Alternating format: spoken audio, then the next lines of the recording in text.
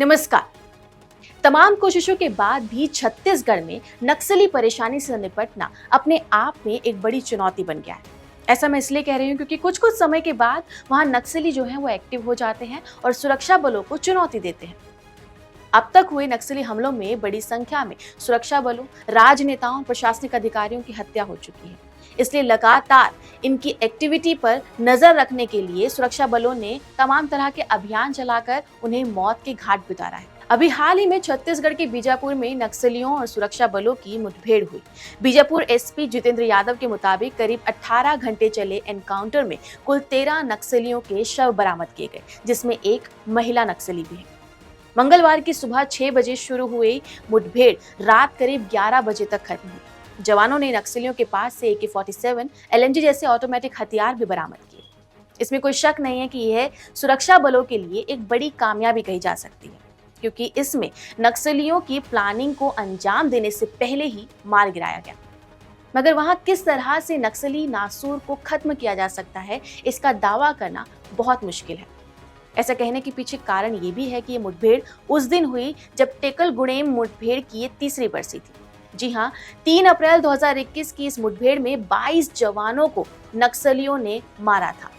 अब वहीं 3 साल बाद उसी इलाके में पुलिस ने एक साथ 13 माओवादियों को ढेर किया है।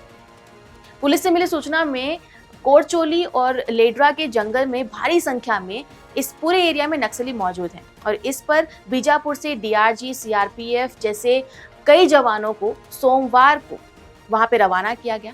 और आपको बता दूं कि इस इलाके में लगातार सर्चिंग ऑपरेशन भी चलाया जा रहा था। इस घटना के अलावा इस साल अब तक बीजापुर समेत 7 जिलों वाले बस्तर क्षेत्र में अलग अलग मुठभेड़ों में 40 से भी ज्यादा नक्सली मारे जा चुके हैं। और ये बीजापुर जिला बस्तर लोकसभा क्षेत्र में आता है, जहां 19 अप्रैल को आम चुनाव के पहले चरण की वोटिंग होनी है। अब ऐसे में निश्चित तौर से सबके मन में एक ही सवाल होगा कि आखिर देश के अंदर ही कुछ लोग इतना अलग कैसे हो गए कि देश के अंदर उनसे लड़ने के लिए हमें फोर्स की जरूरत पड़ रही है।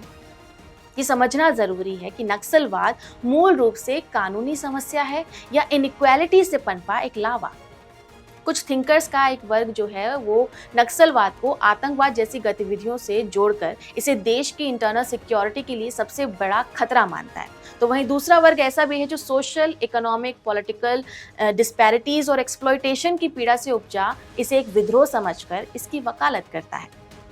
ये कोई एक दिन में शुरू हुई समस्या नहीं है, बल्कि भारत में नक्सली हिंसा की शुरुआत 1967 में पश्चिम बंगाल के दार्जिलिंग जिले के नक्सलवाड़ी गांव से शुरू हुई थी। नक्सलवाड़ी गांव के नाम पर ही इस एक्सट्रीमिस्ट मूवमेंट को नक्सलवाद कहा गया। हुआ ये था कि जमींदारों का छोटे किसानों पर किए जा रहे उत्पीड़न पर लगाम लगाने के मकसद से कम्युनिस्ट पार्टी ऑफ इंडिया के कुछ नेता सामने आए थे और इन नेताओं में चारू मजूमदार, कानू सान्याल और कन्हई चटर्जी का नाम सबसे खास है। कुछ कम्युनिस्टों ने गुरिल्ला युद्ध के जरिए अपनी बात कहने के लिए हिंसा का इस्तेमाल किया था और इसी हिंसा के जरिए अपनी बात कहने के इसी रूप को उन्होंने नक्सलवाद कहा था। इसके साथ ही इन दिनों शहरी नक्सलवाद भी देखने को मिल रहा है, जहां शहरी आबादी में रहने वाले कुछ लोग सीधे तौर पर तो नक्सलवादी नहीं हैं, लेकिन वो नक्सलवादी संगठनों के लिए हमदर्दी जरूर रखते हैं। कई बार इन शहरी लोगों को नक्सलियों के लिए नौजवानों की भर्ती में मदद करने का आरोप भी लगाया जाता रहा है। लेकिन अब धीरे धीरे इन इलाकों में सरकार की तरफ से कुछ कोशिशें की जा रही हैं। आमतौर पर लॉ एंड ऑर्डर जो है वो राज्य सूची का विषय है, यानी राज्य में कानून और व्यवस्था को बनाए रखने का काम सिर्फ राज्य का होता है। लेकिन नक्सलवाद की जो गंभीरता है उसको देखते हुए 2006 में इसको राष्ट्र की इंटरनल सिक्योरिटी के लिए सबसे बड़ी चुनौती बताया गया। उसके बाद गृह मंत्रालय में नक्सलवाद की समस्या से निपटने के लिए एक अलग डिवीजन भी बनाया गया और अब सरकार इन इलाकों में infrastructure, skill development, education, energy और डिजिटल कनेक्टिविटी पर काम कर रही है।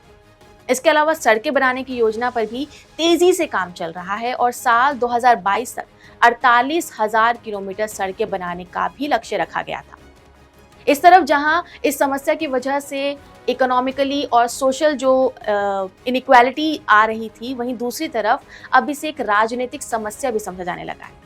यही कारण है कि जानकारों की नज़र में नक्सलवाद सियासी दलों का एक चुनावी तवा है। जिस पर मौका मिलते ही हर राजनेता रोटी सेकने की कोशिश करता है। 2024 के चुनावों में भी इन इलाकों में वोट के लिए अपना ध्येय साधने की कोशिश की जा रही है। वामपंथी उग्रवाद पर लगाम लगाने में मोदी सरकार की सफलता को बीजेपी अपना चुनावी मुद्दा बना रही है।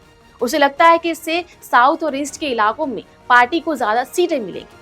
वैसे ये बताना मुश्किल है कि बीजेपी के इस प्रचार अभियान का जमीनी स्तर पर क्या असर होगा, लेकिन अगर उसे इसमें थोड़ी सी भी कामयाबी मिलती है तो बीजेपी को 370 सीटों के लक्ष्य के करीब पहुंचने में काफी मदद मिलेगी। पर अगर समय रहते इस समस्या का समाधान नहीं हुआ तो जीत के बाद भी देश में जहां मानवता के लिए ये एक समस्या है, वहीं राष्ट्र के लिए भी एक बहुत बड़ी चुनौती है। आपका इस पर क्या कहना है? हमें कमेंट करके जरूर बताएं। नमस्कार।